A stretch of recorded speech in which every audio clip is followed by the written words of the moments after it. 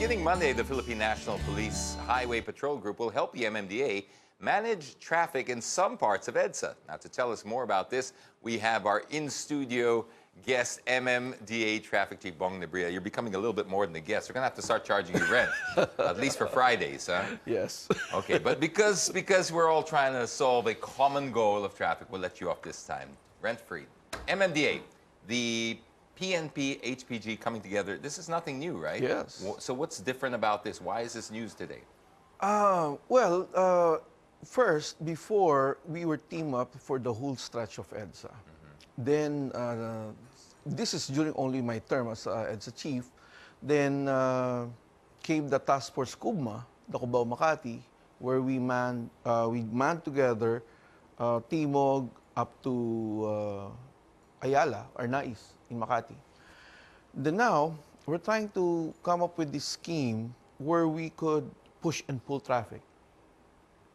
So we divided the 8 sectors of EDSA, 1 and 2 for me, 2 to 5 for them, and then 6 to 8, right?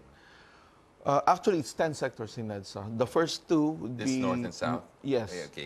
From Monumento up to Ross Boulevard. The 1, 2 would be the Northern Traffic Enforcement District of MMDA. Then 3, 4 would be us, the EDSA STTZ. Then they will take the next 4, the HPG, and the rest will be EDSA STTZ again. So this scheme would be a push and pull traffic scheme. So I will start with the first 2 sectors. I'll try to push the traffic towards 3, 4, and 5. And HPG, what they'll do is also to pull it and push it to the southern side of EDSA up to Ross Boulevard. So that's what we're... Because, to be honest with you, James, sometimes manpower is an issue to MMDA. We will missing out, we miss out on some sectors because really there are no personnel present to man it. And it's hard to pull and push traffic if one sector will be out of personnel. They will stop. They will hang there. The motors will stop literally. What are they actually physically doing when you say push-pull? I mean, is it just a gesturing with the hands to... Not really gesturing, but the thing is, we will try to synchronize all the traffic lights for one, and then stop all the arterial routes going out of EDSA while we are pulling EDSA.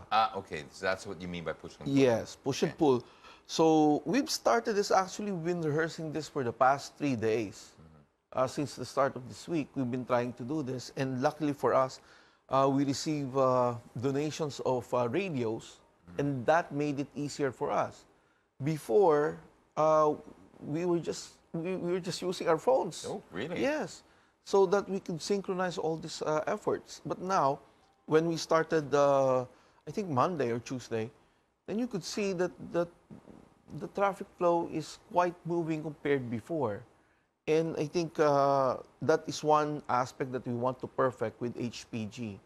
And you know, the mecca of all choke points in EDSA, the Santolan, Ilalim, that's really an issue for all of us. So that's why for the past 3 days, we've been joining forces. So Ironically, that's where the police headquarters is. Yes, true.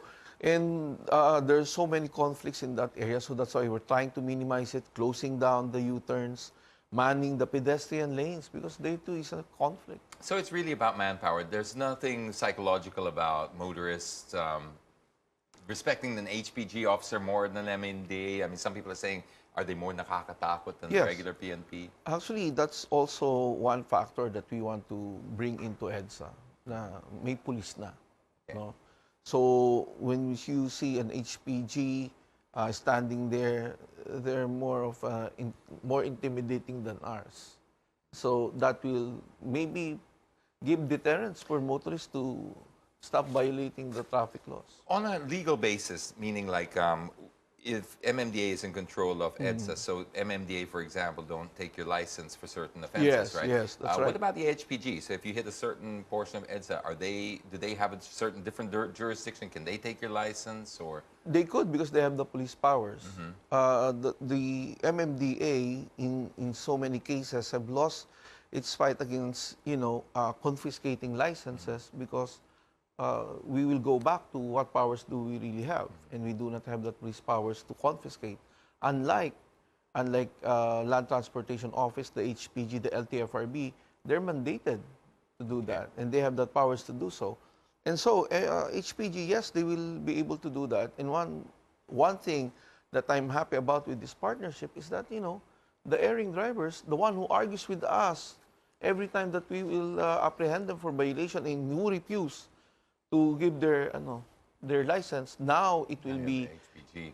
it You will have a be police. easier. Yes, it will be easier. It will be faster so that we can move traffic a lot easier. So it's added a few more teeth. Okay, I got to Yes. shift gears a little bit because I don't want to run out of time before I ask you about what happened to the provincial bus ban. Is it still in the works? Have we shelved it completely, or? Well, not really shelved it completely. Remember, it was just we were just issued a temporary or preliminary injunction on this, and we are hearing again on the motion for reconsideration by the Office of the Solicitor General to push through with this. So that's what we're doing right now. And the other side was given, the provincial operators were given 10 days to respond to our motion for reconsideration, and we're still waiting for the decision of the judge. If that will push through, then we're ready to operationalize it, and So it's out of your hands. It's in yes, the legal hands. yes. Okay, there's a lot of anti-clearing, right, going Yes, on. There's also true. the president's mandate. How's that going, and how's it affecting our traffic? You could see the mayors are on this. Are we on track? Every day. They're on track? They're on track, but the thing is, how much will they accomplish, especially with the areas that they have? Some cities are bigger than the others, but they are given the same timeline. So I just do not know really how the percentage, how accurate they are. They reported it last Metro Manila Council meeting, and some have already reported what, 100%. Like BGC, I'm probably sure. Accomplishments, right?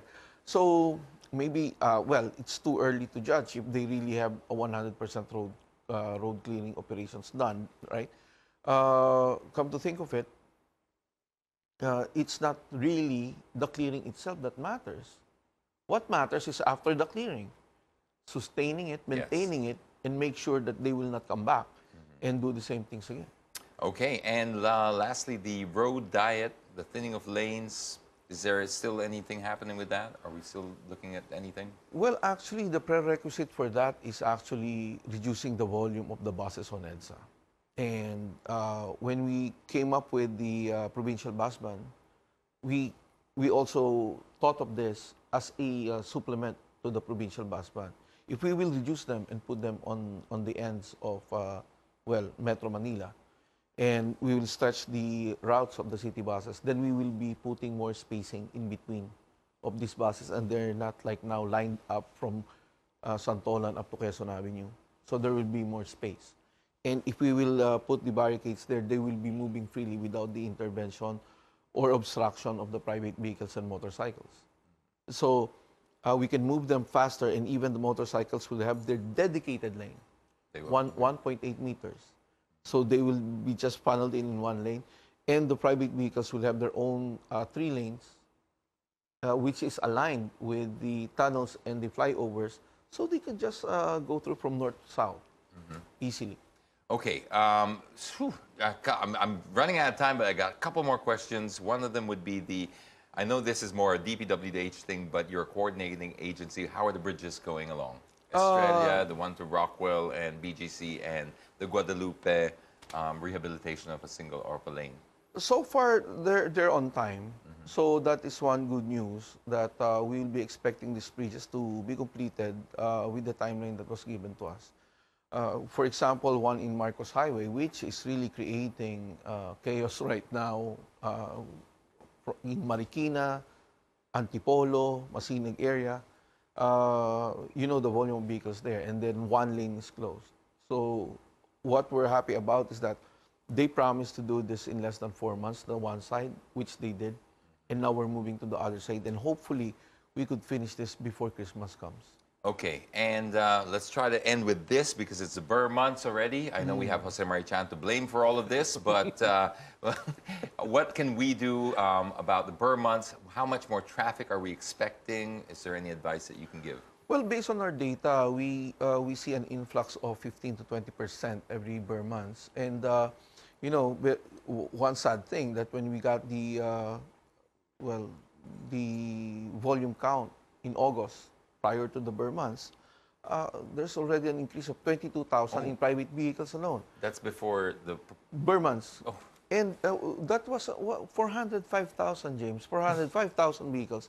We only peaked at 402 last Christmas. It was during the time of the peak of the Christmas rush, December 19, 2018. We only got 402,000. Now we haven't been, well, now it's September, but before Burr months came, it's already 405,000. And expect 15 to 20% influx more coming from the provinces. And we're expecting what? Almost close to 500,000 by Christmas time. And the capacity of EDSA again? 268. And yes, we're overflowing. We are overflowing. Is there any GCTA for EDSA? I mean, like if we're... it's the buzzword now. Come on, Yes, Sir Bong. yes, I mean, yes. okay, if prisoners can get released, surely we can get released as well, no? Well, but unfortunately, we cannot do with the GCTA, with the discipline, the level of discipline that we have, especially with the city bus drivers right now. I think we need a lot of more disciplining to do, and HPG will complement us with that. Okay, well, so you're saying now we're looking at another 15 to 20% on top of the 400,000 for Christmas because of the Burr months. Can we move Christmas? Can we just have like a resolution to move it to March or something? Maybe we need to ask Jose Marichan about that. Well, we'll be talking to Father Christmas shortly. We'll bring him into the studio and we'll ask if we can move Christmas just a few months and see if that works out. Yes. Colonel Bong, it's always a pleasure to have you here. If you keep coming on, we're going to have to share in rent. So, Thank you, James.